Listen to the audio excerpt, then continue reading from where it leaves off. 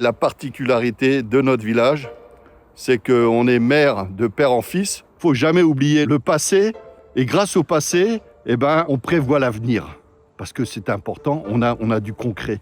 Lui, c'est Jean-Pierre Libert, un maire pas comme les autres, puisque sa commune n'a aucun habitant.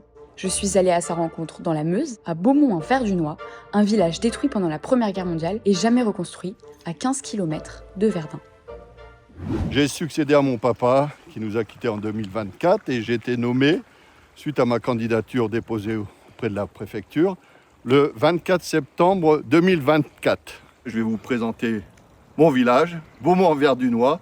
Pourquoi en Verdunois? C'est qu'après-guerre, ils ont décidé, pour rendre hommage à Verdun, à tous les poilus, de rajouter en Verdunois.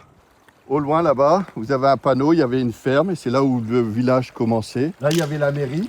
Ici, il y avait l'église. Donc, c'était vraiment le centre du village. Il y a aussi une particularité, parce que j'ai oublié de le dire, ma grand-mère est la dernière née du village. Elle s'appelait Marie-Apolline Quenet. On ira voir tout à l'heure où elle est née. En quelle année? Le 25 mai 1913.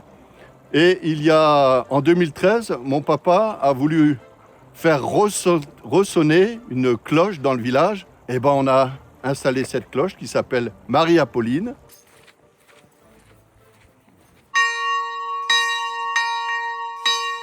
Puis, ça réveille plein de choses.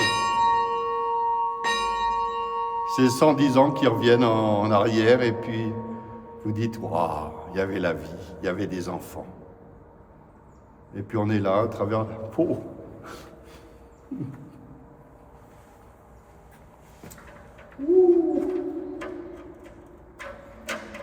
Bon ça, plus jamais ça.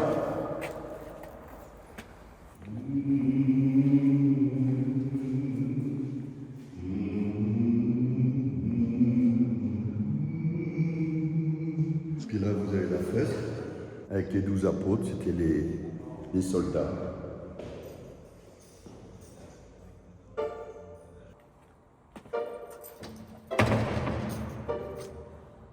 Donc ce village, il a été détruit. Il a été détruit, alors, oui, je vous remercie. En septembre 1914, le village, l'armée a demandé aux habitants d'évacuer ce village-là. Et ils sont revenus en 1919, et là, il n'y avait plus rien. Vous ressentez la vie. Et vous ressentez aussi la souffrance de nos poilus. Et puis même des villageois qui ont tout perdu. Comme vous le voyez, devant chaque pierre, c'était là où il y avait des maisons. Avec, là, comme vous pouvez le constater, des trous. Alors certains, c'est des trous d'obus. Et d'autres, c'est tout simplement des caves. Il existait des caves. Et automatiquement, ça s'est effondré. Est-ce que c'est dangereux là de marcher ici? Non. Non, parce que ça fait des décennies que les entreprises interviennent. D'habitude, quand on parle d'archéologie, c'est les Romains, etc., les pyramides. Là, non. Nous, terre de Verdun, terre d'exception, Beaumont-Verdunois et tous les autres villages, c'est un site archéologique et il est formellement interdit de fouiller quoi que ce soit. Alors là, vous voyez un peu les maisons jusqu'où? Et ça s'arrêtait, hop, derrière le cimetière. Il y avait combien d'habitations? De maisons, il y avait à peu près 70 maisons.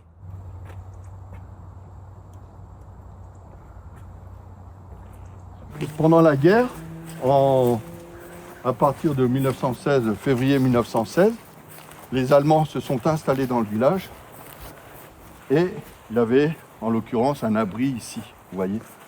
C'est un village qui n'existe plus, qui est dans la zone rouge. C'est pour ça qu'il y a d'autres villages détruits en France, mais nous, on est dans la zone rouge, on ne peut rien y faire parce qu'il y a tellement, et c'était une décision qui a été faite par le gouvernement après-guerre, qui a dessiné, il a dit, ici, c'est la zone rouge, on ne peut pas reconstruire, ça coûtera trop cher, il y a trop d'obus, il y a trop de... Vous vous rendez compte, les tonnes d'obus?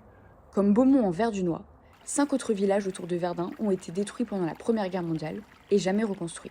Ils sont morts pour la France. Charton, Léonce, mort pour la France. Dabi, Amédée, mort pour la France, etc. Et puis, quand vous avez une centaine de personnes qui répondent mort pour la France, ben ça veut dire ce que ça veut dire. Et vous ne pouvez pas vous imaginer. Les sentiments, ils sont là. L'émotion est là. La vie est belle. La vie est belle. C'est vous qui dessinez la vie. Mettez de la couleur devant vous. Comme moi, j'essaye d'en mettre sur Beaumont, village mort pour la France en 1916.